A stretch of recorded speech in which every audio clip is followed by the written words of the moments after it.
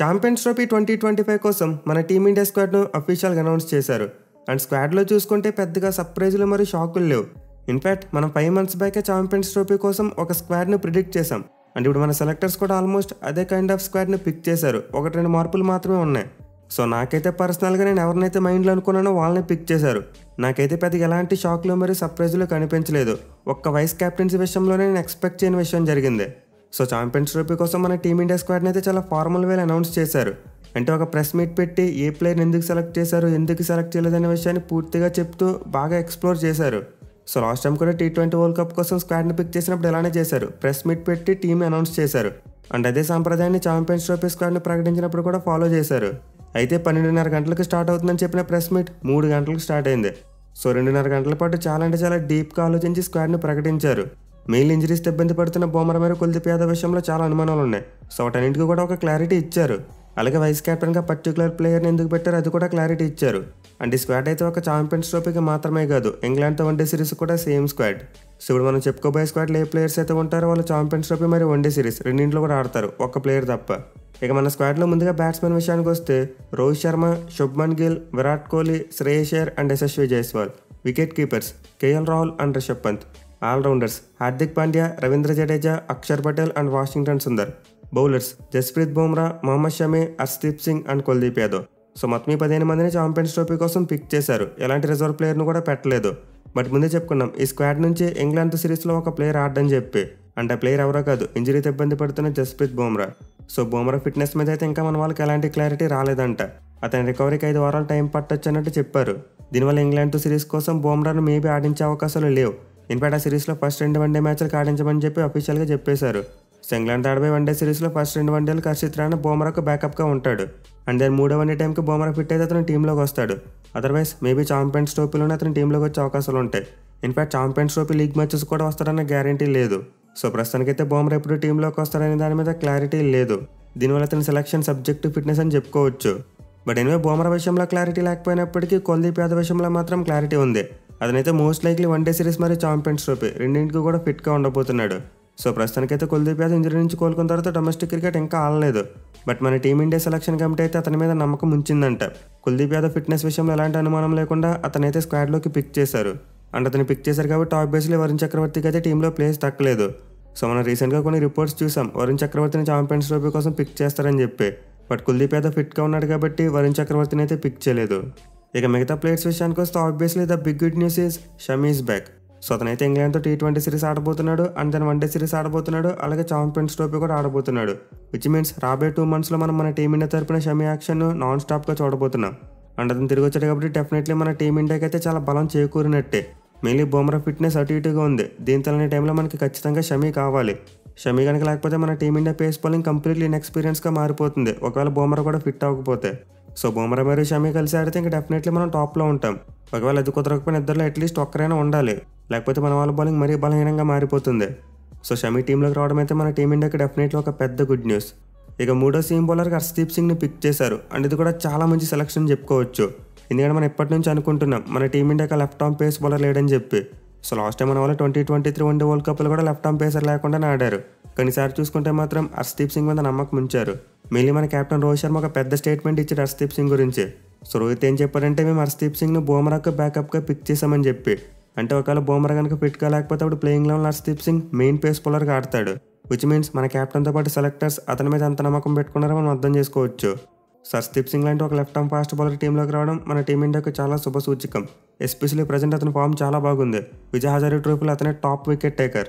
So already Harshdeep Singh T20 ఫార్మాట్లో తనని తాను ప్రూవ్ చేసుకున్నాడు. ఇన్ఫాక్ట్ మన వాళ్ళు last year T20 world cup గెలవడంలో కూడా అతను కీ రోల్ ప్లే చేశాడు. ఎస్పెషల్లీ బుమ్రాకి చాలా మంచి సపోర్ట్ ఇచ్చాడు.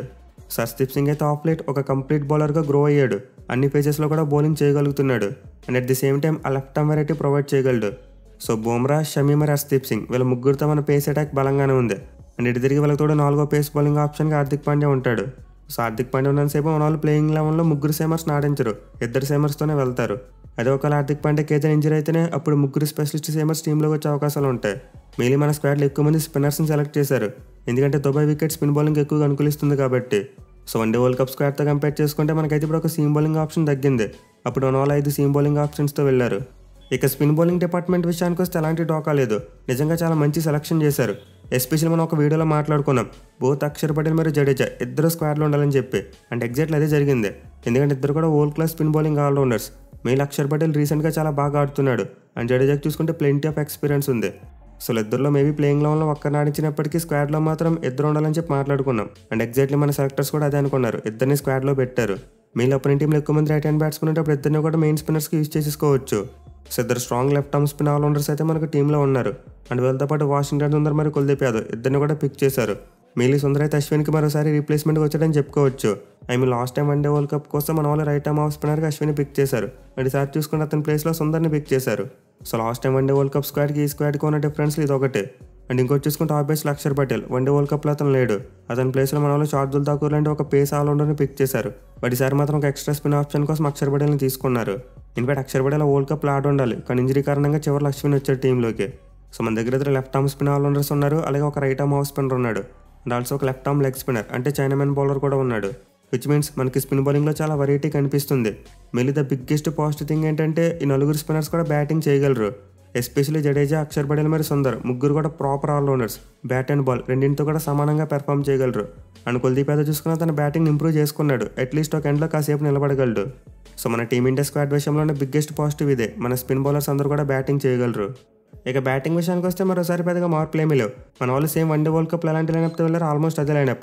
కేవలం బ్యాకప్ ప్లేయర్స్ విషయంలో మాత్రమే మార్పులు ఉన్నాయి. సో మన బ్యాటింగ్లో లాస్ట్ టైం రోహిత్ శర్మ, గిల్, విరాట్ కోహ్లీ, శ్రేయస్ అయ్యర్ వీళ్ళు నలుగురు టాప్ 4లో ఉన్నారు. అండ్ వాళ్ళే కంటిన్యూ కాబోతున్నారు. And the number 5 last is KL Rahul. అయితే బ్యాకప్స్లో చూసుకుంటే last time backup keeper Kishan ఉన్నాడు. కానీ ఈసారి మాత్రం మన వాళ్ళు రిషబ్ పంత్ని పిక్ చేశారు. సో ఇదైతే మనం అందరం ఎక్స్పెక్ట్ చేసిందే. మెయిన్లీ సంజు శాంసన్ విజయహజారే ట్రోఫీ ఆడలేదని చెప్పి అది రీజన్గా చూపించి అతను పీకేస్తారనుకున్నాం. అంటే ఎగ్జాక్ట్లీ అదే చేశారు. కేఎల్ రాహుల్కి బ్యాకప్ కీపర్గా సంజు శాంసన్ కాకుండా రిషబ్ పంత్ని తీసుకున్నారు. So to be frank stats wise చూసుకుంటే ఆబ్వియస్లీ సంజు శాంసన్ని పిక్ చేయాలి. But Rishabh Pant left hand variety ఇస్తారని చెప్పి మేబీ అతను పిక్ చేసి ఉండాలి. అదర్వైజ్ సంజు శాంసన్కి ఖచ్చితంగా చోటు దక్కేది. మెయిన్ అతను విజయహజారే ట్రోఫీలో ఆడి గట్టిగా రన్స్ కొట్టుంటే కళ్ళు మూసుకుని అతను సెలెక్ట్ చేసేవారు. సో సంజు శాంసన్కి ఏది బాగా నెగిటివ్ అయిందంటే విజయహజారే ట్రోఫీలో ఆడకపోవడం. దీనివల్ల మన వాళ్ళు అతనికి కాదని పంత్ని పిక్ చేసుకున్నారు. ఇక బ్యాటింగ్ విషయంలో మరో చేంజ్ చూసుకుంటే లాస్ట్ టైం సూర్యకుమార్ యాదవ్ ఉన్నాడు వన్డే వరల్డ్ కప్లో. కానీ ఈసారి మాత్రం అతని ప్లేస్లో జైస్వాల్ వచ్చాడు. సో వన్డే వరల్డ్ కప్ కోసం మన టీమిండియా ఎలాంటి బ్యాకప్ ఓపెనర్తో ఆడలేదు. ఎందుకంటే ఇప్పుడు మన వాళ్ళు ఇషాన్ కిషన్ బ్యాకప్ ఓపెనర్గా పెట్టుకుని ఆడించుకునే ప్రయత్నం చేశారు. దీనివల్ల మిడిల్ ఆర్డర్లో బ్యాకప్ కోసం సూర్యాని పిక్ చేశారు. కానీ ఈసారి బ్యాకప్గా పిక్ చేసిన Rishabh Pant middle order wicket keeper batsmen కాబట్టి ఒక స్పెషల్ ఓపెనర్ని పిక్ చేశారు మన వాళ్ళు. సో జైస్వాల్ సెలక్షన్ గురించి కూడా మనం అనుకునే రిపోర్ట్స్ నిజమయ్యాయి. అతనైతే ప్యూర్లీ రీసెంట్ ఫామ్ను బేస్ చేసుకుని పిక్ చేశారంట. ఇన్ఫాక్ట్ ప్రెస్ కాన్ఫరెన్స్లో కూడా దీని గురించి క్లారిఫికేషన్ ఇచ్చారు. జైస్వాల్ ఒక వన్డే మ్యాచ్ ఆడకపోయినా సరే మాకు అతని మీద నమ్మకం ఉందని చెప్పారు. సో మేబీ జైస్వాల్కి త్వరగా ప్లేయింగ్ లెవెల్ ఆడే ఆపర్చునిటీ రాకపోవచ్చు, కానీ అతనైతే ఇప్పుడు స్కీమ్ ఆఫ్ థింగ్స్లో ఉన్నాడు వన్డే టీం కోసం కూడా. మెయిన్ మనకి టాప్ 5లో ఎలాంటి లెఫ్ట్ హ్యాండ్ ఆప్షన్స్ లేవు కాబట్టి మేబీ జైస్వాల్ని ట్రై చేయొచ్చు ఏదో ఒక పాయింట్ ఆఫ్ టైంలో. సో డెఫినెట్లీ మన టీమిండియా బ్యాటింగ్ కూడా బాగానే కనిపిస్తుంది. ఎస్పెషల్లీ ఫార్మాట్కి తగ్గట్టు బాగా ఆడగలిగే ప్లేయర్స్ ఎక్కువ మంది ఉన్నారు. ఇన్ఫాక్ట్ మన బ్యాటింగ్ లైనప్లో చూసుకుంటే రోహిత్ శర్మ, శుభ్మన్ గిల్, విరాట్ కోహ్లీ, శ్రేయస్ అయ్యర్, కేఎల్ రాహుల్ వీళ్ళందరికీ కూడా 40 కంటే ఎక్కువ బ్యాటింగ్ యావరేజ్ ఉంది. కేవలం పంత్కి మాత్రమే తక్కువ బ్యాటింగ్ యావరేజ్ ఉంది. ఇక జైస్వాల్ విషయానికి వస్తే అతను ఇంకా డెబ్యూ చేయలేదు. సో ఫస్ట్ మన దగ్గర అయితే కన్సిస్టెంట్గా ఆడగలిగే బ్యాట్స్మెన్ ఉన్నారు. అండ్ ముందు చెప్పుకున్నట్టే బౌలింగ్ యూనిట్ కూడా బాగానే కనిపిస్తుంది.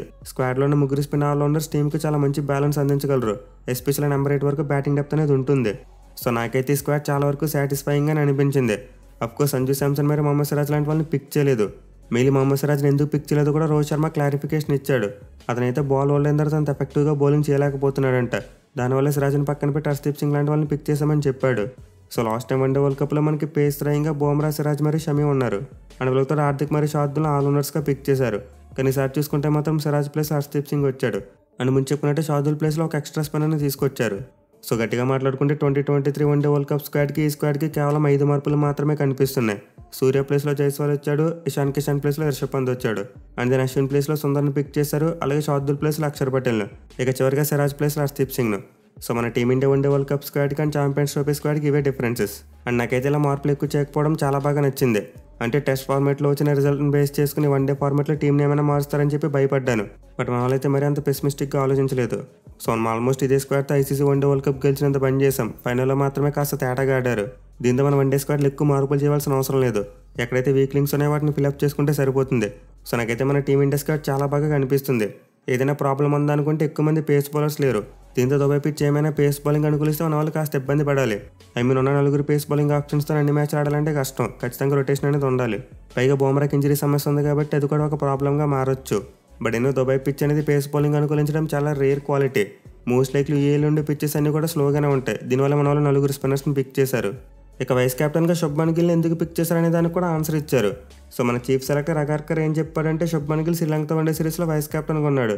దీంతో అతను ఈ సిరీస్లో కూడా వైస్ కెప్టెన్గా కంటిన్యూ చేస్తామని చెప్పాడు. మెయిన్లీ ఫ్యూచర్ని దృష్టిలో పెట్టుకుని అతను వైస్ కెప్టెన్గా పిక్ చేశారంట. సో నాకైతే దీన్ని బట్టి చూసుకుంటే రోహిత్ శర్మ ఇప్పట్లో వన్డే క్రికెట్ నుంచి రిటైర్ కాకపోవచ్చు. 2027 వన్డే వరల్డ్ కప్ వరకు ఆడేందుకు ఛాన్సెస్ ఉన్నాయని చెప్పి రిపోర్ట్స్ వస్తున్నాయి. అందులో దగ్గర జరిగితే మనకు మరో 3 ఏళ్ల పాటు వన్డేలో కొత్త కెప్టెన్ అవసరం ఉండదు. ఎస్పెషల్లీ మన వాళ్ళు ఛాంపియన్స్ ట్రోఫీ గెలిస్తే ఖచ్చితంగా Rohit Sharma one day world cup వరకు ఉంటాడు. దీంతో అప్పటికి చూసుకుంటే రాహుల్ అయ్యర్ లాంటి వాళ్ళు చాలా సీనియర్స్ అయిపోతారు. వాళ్ళ ఏజ్ కూడా 33-34 వరకు వచ్చేయచ్చు. సో వాళ్ళు మేబీ ఫ్యూచర్ క్యాప్టెన్స్ ఆప్షన్ కోసం మరీ యంగ్ ప్లేయర్ని చూస్తున్నారేమో. అంటే అరౌండ్ 25 years ఏజ్ వల్ల వైస్ కెప్టెన్గా పిక్ చేయాలని చెప్పి ఫిక్స్ అయినట్టున్నారు. అండ్ దానికోసం మేబీ శుభ్మన్ గిల్ని పిక్ చేసి ఉంటారు. ఇక కరుణ్ నాయర్ విషయంలో కూడా ఒక క్లారిటీ ఇచ్చారు. అతనైతే ప్రజెంట్ విజయ్ హజారే ట్రోఫీలో 750 కంటే ఎక్కువ బ్యాటింగ్ యావరేజ్తో బ్యాటింగ్ చేస్తున్నాడు. సో దీనికి సంబంధించి క్వశ్చన్ అడిగితే అగార్కర్ చాలా సింపుల్ ఆన్సర్ చెప్పాడు. 750 కంటే ఎక్కువ యావరేజ్తో బ్యాటింగ్ చేయడం నిజంగా చాలా ఇన్సేన్. బట్ స్క్వాడ్లో 15 మందిని మాత్రమే పిక్ చేయగలం. అందువల్ల అతను అన్ఫార్చునేట్లీ స్క్వాడ్లోకి రాలేపాడని చెప్పాడు. సో క్లియర్లీ కరుణ్ నాయర్ అయితే మన వాళ్ళకి స్కీమ్ ఆఫ్ థింగ్స్లో లేడు. అందుకే ఇప్పుడు అతను సడన్గా తీసుకొచ్చి పెట్టలేదు. మెయిన్లీ మనకి మిడిల్ ఆర్డర్లో ఆడుతున్న బ్యాట్స్మెన్ ఆల్రెడీ కన్సిస్టెంట్గా పెర్ఫామ్ చేస్తున్నారు. దీంతో వాళ్ళని పక్కన పెట్టి కరుణ్ నాయర్ని తీసుకురావడం చాలా అన్ఫేర్ అవుతుంది. సో మిగతా ఫార్మాట్లు కూడా వదిలేస్తే వన్డే ఫార్మాట్ వరకు చూసుకుంటే మాత్రం ఇదైతే చాలా మంచి స్క్వాడ్. డెఫినెట్లీ స్క్వాడ్తో మన టీమిండియాకు కప్ కొట్టే ఛాన్స్ ఉంటుంది. మరి స్క్వాడ్ మీద మీ ఒపీనియన్ అంటే కింద కామెంట్ చేయండి. Thank you for watching. Have a nice day.